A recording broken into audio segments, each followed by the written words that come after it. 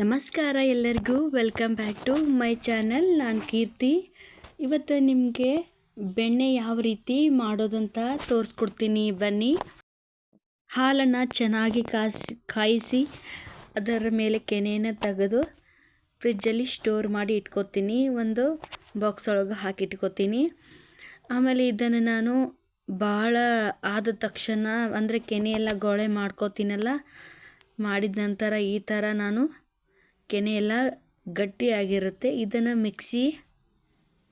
ಮಿಕ್ಸಿಯಲ್ಲಿ ಹಾಕ್ಕೊಂಡು ರುಬ್ಕೊಂಡು ಬರ್ತೀನಿ. ನೋಡಿ, ಈಗ ಇದನ್ನು ನಿಮಗೆ ಭಾಳ ಸ್ವಲ್ಪ ಹಾಕಿ ಆದರೂ ಮಾಡ್ಕೊಳ್ಳಿ, ಬಹಳ ಆದರೂ ಹಾಕಿ ಇದನ್ನು ಮಿಕ್ಸಿ ಒಳಗೆ ಹಾಕಿ ಕಡೀರಿ ಅಷ್ಟೇ, ಮತ್ತೇನಿಲ್ಲ. ಇದು ಮಿಕ್ಸಿ ಒಳಗೆ ಹಾಕೋದ್ರಿಂದ ಇದು ಚೆನ್ನಾಗಿ ಬರ್ತದೆ.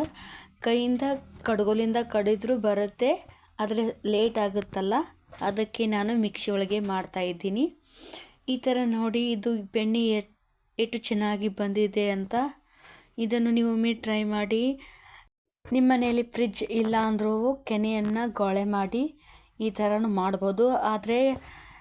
ಅಂದರೆ ಕೋಲ್ಡ್ ನೀರು ಹಾಕಿ ಬೆಣ್ಣೆಯನ್ನು ತೆಗಿಬಹುದು ಅಷ್ಟೇ, ಮತ್ತೇನಿಲ್ಲ. ಇದು ಸಿಂಪಲ್ ಆಗಿ ಇರುವಂಥ ಮೆಥಡ್. ಇದು ಒಮ್ಮೆ ಟ್ರೈ ಮಾಡಿ ನೋಡಿ. ಹಾಗೆ ಫ್ರೆಂಡ್ಸ್ ಆ್ಯಂಡ್ ಫ್ಯಾಮ್ಲಿಗೆ ಶೇರ್ ಮಾಡಿ. ಹಾಗೆ ಯಾರು ಹೊಸಬ್ರಿದ್ದೀರ ಲೈಕ್ ಮಾಡಿ, ಶೇರ್ ಮಾಡಿ, ಸಬ್ಸ್ಕ್ರೈಬ್ ಮಾಡೋದನ್ನು ಮರಿಬೇಡಿ.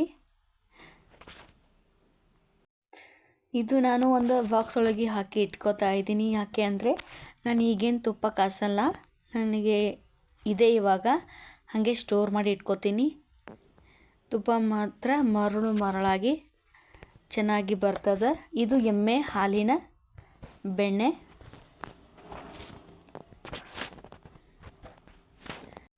ನಾನು ಲಾಂಗ್ ವಿಡಿಯೋದಲ್ಲಿ ದೇಸಿ ಆಕಳ ಹಾಲಿನ ಗಿಣ್ಣದ ವಡೆ ಮಾಡಿದ್ದೀನಿ. ಯಾರಿಗಾದರೂ ಇಂಟ್ರೆಸ್ಟ್ ಇದ್ದರೆ ಹೋಗಿ ಒಮ್ಮೆ ಚೆಕ್ ಮಾಡಿ ನೋಡಿ. ತುಂಬ ಚೆನ್ನಾಗಿ ಗಿಣ್ಣದ ವಡೆಯನ್ನು ಮಾಡಿದ್ದೀನಿ. ಆಕಳ ಕರು ಹಾಕಿದ ಮೊದಲನೇ ದಿನ ಹಾಲನ್ನು ತೆಗಿತಾರಲ್ಲ, ಆ ಹಾಲಿನಿಂದ ಗಿಣ್ಣದ ವಡೆಯನ್ನು ಮಾಡಿದ್ದೀನಿ. ಪ್ಲೀಸ್ ಯಾರಿಗಾದರೂ ಇಷ್ಟ ಇದ್ದರೆ ಪ್ಲೀಸ್ ಒಮ್ಮೆ ನೋಡ್ಕೊಂಡು ಬನ್ನಿ. ನೋಡಿ, ಇದು ಮರಳಾಗಿ ತುಪ್ಪ ಬರುತ್ತೆ. ಇದನ್ನು ಒಮ್ಮೆ ಟ್ರೈ ಮಾಡಿ. Thank you.